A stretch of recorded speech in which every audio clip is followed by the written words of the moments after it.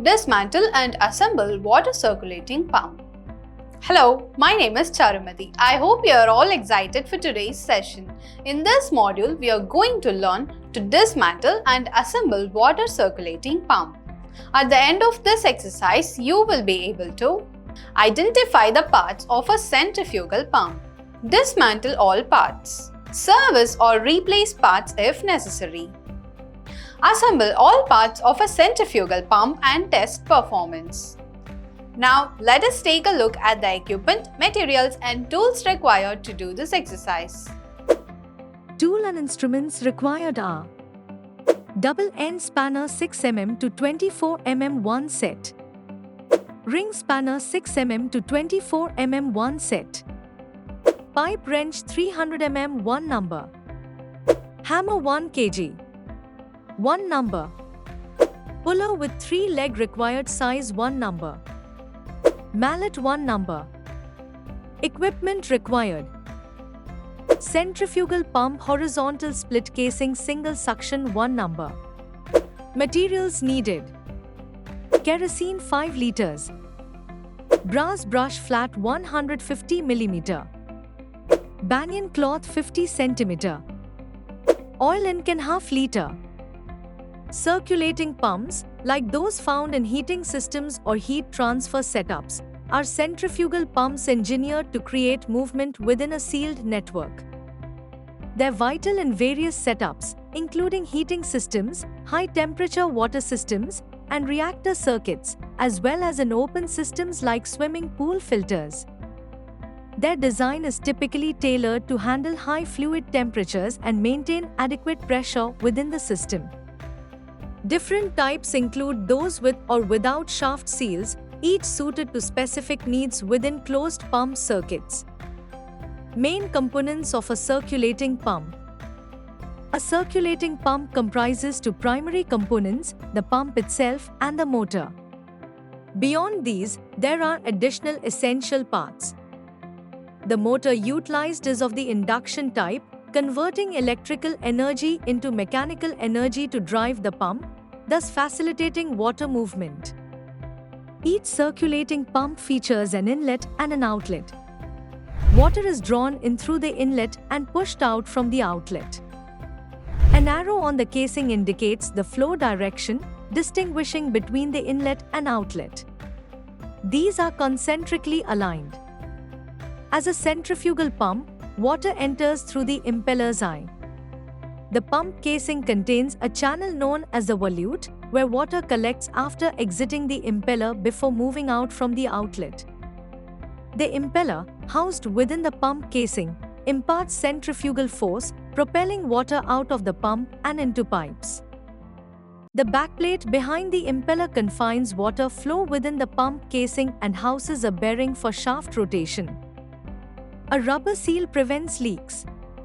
The shaft and rotor are interconnected, with the rotor attached to the shaft and impeller.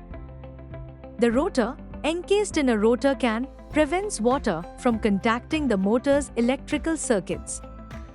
The induction motor comprises copper wire coils packed into the stator. Electricity flowing through the coils generates a rotating electromagnetic field, propelling the rotor. The motor housing safeguards these components with an electrical terminal box on the side containing a speed selector switch. This switch adjusts the motor's speed, affecting the circulator pump's flow rate. Here's how a circulating pump operates. Water enters through the inlet and flows into the impeller's center, where it's captured by the impeller's blades. A magnetic field causes the rotor to spin. Since the rotor is linked to the shaft, which in turn connects to the impeller, they all start rotating. This imparts kinetic energy to the water, prompting it to move outward. As the water reaches the impeller's edge, its velocity increases significantly. It then enters the volute and collides with the pump casing's wall, creating pressure. The flow rate is determined by this pressure level. The volute's diameter expands, reducing water velocity and increasing pressure. If there's higher pressure at the outlet, more water is pushed through the pipes to where it's needed. Step 1. Recognize the components comprising a centrifugal pump. Document information displayed on the nameplate and input it into Table 1. Recognize and list the identified components labeled on a centrifugal water pump as depicted in and note them down in Table 1. Centrifugal water pump nameplate details if any. Pump make, model, capacity in liters per second, total meter head, power consumption kW, suction and delivery size. Step 2. Dismantle all components. Disconnect and detach the coupling from the drive.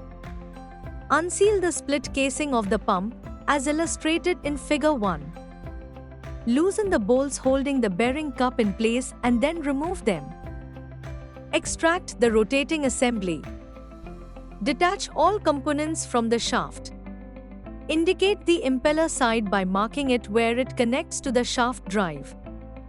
Step 3. Maintenance or replacement of components as needed. Submerge all disassembled components in kerosene. Eliminate any scale and rust from all parts by using a brass brush for cleaning.